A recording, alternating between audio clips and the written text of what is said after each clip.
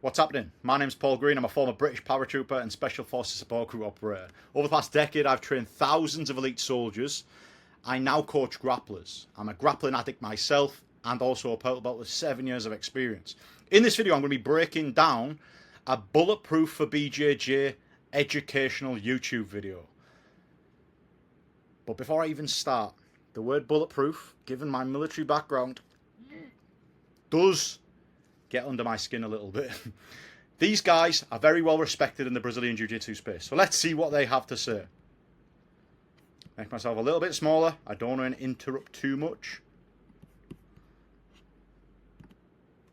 The barbell is the best tool for BJJ strength. Oh, is this a controversial statement or is this just facts? Many people are in love with a barbell. They live and die by the barbell. And we need to talk about whether or not this is valid for BJJ folks. Wait. Are we? The barbell is a 20 kilogram pole in which you can add infinite amount of weight to and create an infinite scale for your strength developments. By improving your strength or having the path to increase your strength on that infinite scale, ultimate loadability could never be a bad thing, right? It is. Because I don't agree with that statement. Oh my fucking, look at you. But if you're in the world of strength conditioning, which is really at the level of athletes, right? Training sports teams and athletes and whatnot, the barbell is synonymous with that world. It is. But I think you can definitely say that. So if you think a barbell is the pinnacle of training athletes, then why would a barbell ever not be the pinnacle for anybody? There's a lot of different objects people can use for physical training, right? But you've got to ask yourself, what are the best people in the world using to develop their physical capabilities that I want to develop? That has to be a fundamental question in your brain. Because if you look at the strongest guys in the world, what are they using to develop their strength? If they're using it, should you be using it? If it's developing them at the highest level, is it going to develop you? Because there's no shortcuts. There's no alternative to what the best people in the world are doing. They're getting the best results from it. Everybody can be getting the best results from it. Whatever it takes. Well, let's talk about. So my take on this, and this is coming from people far smarter than me, and I've kind of filtered it and thought, what people? What people? Give examples. How does that apply? I believe a barbell is fantastic for developing like maximal levels of strength. Strength, power, speed. Not just muscle mass, which is muscle mass builds the capacity for strength. Strength builds the capacity for maximal strength. Maximal strength builds the capacity for power. Power builds the capacity for speed. Muscle mass is the ultimate foundation for all the capacity of all of those. But that doesn't mean it is the be-all and end-all. It's not necessarily the be-all and end-all, but it should be the priority. It should be the most volume allocated into your training year if you want to build your physical capabilities. Muscle mass, strength, maximal strength, power, speed. If we look at Olympic lifting, right? Olympic lifting has become so popular in the last probably 10, 15 years. And I would actually give a lot of credit to CrossFit for bringing Olympic lifting to the masses. Absolutely. Because before that, you didn't see dudes doing like snatches and clean and jerk. Like that was very... You didn't say women? With the growth of Instagram and social media, people want to put some fucking glory fucking lifts on the internet. Yeah, I agree with this. fancy movements look good and they get more views on Instagram, right? However, my take on this as a coach, I coach jiu-jitsu athletes, is where is the main deficit? You've got a whole industry and a whole cohort and a whole community of people, millions of jiu-jitsu athletes in front of us. Where is their main deficit? Now, is their main deficit in power and speed? No. So, me as a coach, am I going to be prioritizing my athletes' power and speed? No. It's going to be at the grassroots stuff, the muscle mass and the strength. So, spending time on even talking about Olympic lifting for jiu-jitsu, it's a waste of time. It should be the tiniest part of your training year, if at all. And, you know, look, it's fucking awesome if someone's got a really big deadlift or a great back squat or, you know. Again, I come back to the fundamental point. Where is the main deficit of the jiu-jitsu cohort? Is it 1 rep max? No. All of these people should probably be, like, listen, if you're watching this video, you should probably avoid, if you're a beginner lifter, you should probably avoid 1 rep maxes for the first 12 to 18 months of your training. Because you should be building muscle mass, you should be building strength, maximal strength, power. And we do that without, we don't need to do 1 rep maxes to develop those areas. People can power clean or snatch a weight. That's really good. But this I wanted to say relevant to that. If you go into most gyms, the gym is dominated, like I'm talking like a public kind of Globo gym, it is dominated by dumbbells and machines. Like dumbbells, machines. A machine is unbelievably effective at training your joints through a full range of motion. If you want to develop the muscle mass surrounding your joints, and if you want to develop the strength of your joints, these machines are literally engineered to the perfect alignment of your body, with the differences in seat height, differences in adjustment of the handles. All of these machines train your joints unbelievably effectively. If they didn't, they wouldn't exist. Because if the ergonomics of these machines was terrible, the machines wouldn't get mass produced. So think about your elbow joint. To develop the strength of your elbow joint, all you need to do is flex and extend. So the machine setup actually needs to be pretty simple. As long as you've got constant resistance through that full motion, you're going to train the strength of your elbow joint. So machines provide the most simple solution to strengthening your joints. you look at the floor space. Machines is vastly the winner in terms of floor space. The reason why people are getting into machines is it's not complicated. You know, like you can just sit down, hard to fuck it up. pick the weight and do the reps, which is really good for lowering the bar to entry, lowering the barrier to entry to lifting. Yeah. So if that's what gets you in, that's good. But this is what I would say. There is no but to machines. Machines should always be a part of your training year because there is no better way to take stability out of the equation and increase the strength of your joints. There is no better way than a machine. There are limitations to the barbell in terms of its application for BJJ. This is what I was talking about earlier on. You can say sports specificity or functionality all you want. However, if you build your strength as effectively as you possibly can with a barbell, what is the most specific thing you could ever do to develop your jiu-jitsu performance? It is not doing a training tool.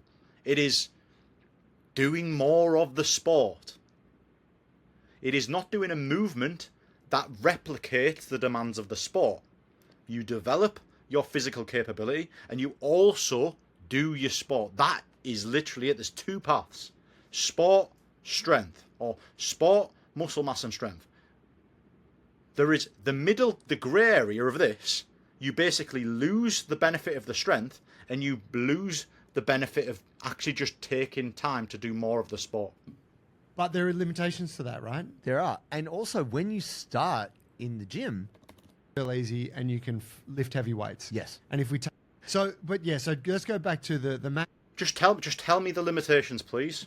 Strength thing. The barbell is ergonomically designed so that you can grip it real easy and you can lift heavy weights. Yes. And if we Easily designed so you can lift heavy weights and gain the most amount of strength possible. There is no limitations to that. I want them to give me one clear limitation. a deadlift or a squat or a press or a bench, these are like really they're simple movements. They are simple movements. Give me a limitation. And so the barbell allows you to load up a fucking shit ton of weight. Yeah. Correct. That is not a limitation. But there are limitations to that, right? Give me And also, limitation. when you start in the gym, don't get me wrong, Listen, I agree with a lot of stuff that these blokes say, right? The name is Bulletproof for BJJ. They clearly work with lads with injuries, and they're clearly working on developing the strength of a lot of people. They're saying there's a lot of limitations, but they're just not telling me why. They're going off on a tangent. And I'd love to speak to these. These questions, I would say to them in person. Like, you know, they seem like a good bunch of lads. They keep saying there's limitations. Give me the limitations. how to use a barbell is great, but it's also, there may be some things you need to do first before you kind of qualify yourself to just go to the barbell. Okay, I can agree with that. For example, let's say I got a guy that hasn't squatted before. I will get him doing a dumbbell goblet squat with his heels elevated, just to build that squat pattern, and then I'll get him into the barbell as soon as possible, because remember, we can load the weight and we can build this person's strength as effectively as possible. They're not giving me the limitations.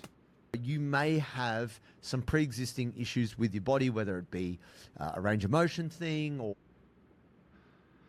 If you have a range of motion issue that stops you using a barbell, you change the variation of using the barbell. For example, if you can't squat all the way down, which most people can't, just place a 20 kilogram plate underneath your heels, and then all of a sudden you can go all the way down and strengthen your knees fully. We're both on the same team. Me and these guys are on the same team. I'd love to have a conversation with them if they're open to it. However, we agree on a lot of stuff, but we have some fundamental disagreements, and I'm still struggling to see what the limitations are to a barbell. Working with some dumbbells or working with some kettlebells, that could better orient you to progress you to a barbell. So, if the idea is to progress to a barbell, then surely the idea is to progress to a barbell as fast as possible in obviously a safe manner. So if the barbell is the pinnacle, which is progress to a barbell, assuming that the barbell is the pinnacle, which is what he's just said here, if they can already do the barbell, why wouldn't you just fast track the barbell use? Why wouldn't you just get rid of the dumbbell and get rid of the kettlebell? People haven't got all of this money. Kettlebells, dumbbells, they cost a lot of money. If they can benefit from the barbell, get them on the barbell as soon as possible. They don't need to be doing an Olympic lift. They don't need to be doing snatches and clean and press. They don't need to do stuff that has a mobility buy-in or a technical buy-in. But he's just said progress to a barbell because the barbell is the pinnacle. That's what all the athletes are using. I think just going straight to the barbell isn't always the way. And that's why... Correct. That's true. Honestly, that is very true. Good to look at some other things. Now, what... Look at other things. However, remaining in the areas of other things should be avoided at all costs. There should be clear progression from A to the barbell. And that progression should be as quickly as possible. I'm a big fan of kettlebells. Let's just step to the side for a second. Wait, what did he say here? Things. Now, why am I a big fan of kettlebells? Let's just step to the side for it. He's a big fan of kettlebells. So you've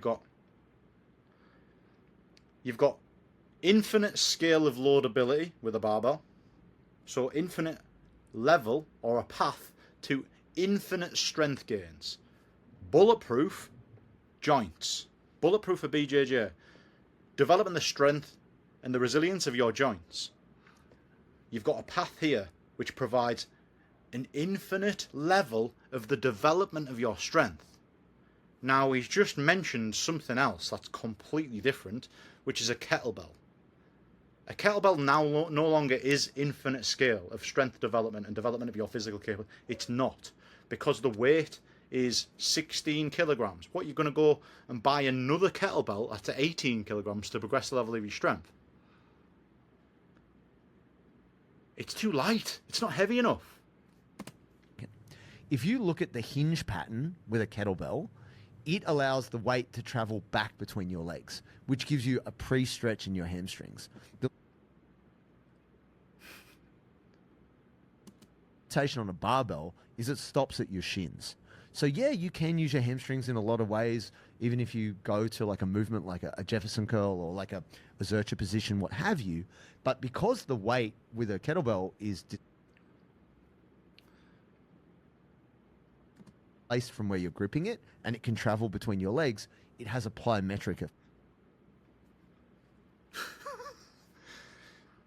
Swinging or snatching, the kettlebell is actually superior to the barbell for a plyometric effect. For a plyometric effect? Why don't you just do plyometrics? A plyometric effect. I'm going to have to end this video, right? Because that just opened up a whole new conversation. The fact that he's talking about a plyometric effect, which is, oh, I'm swinging a kettlebell down, so lengthening and shortening of the hamstring really fast. Come on, man. Come on. Just do the thing. If you want functionality, do the sport. If you want strength, build strength. If you want a plyometric effect, do plyometrics. These guys, they frustrate me so much because I agree with a lot of what they say. But some things that they do say is mental.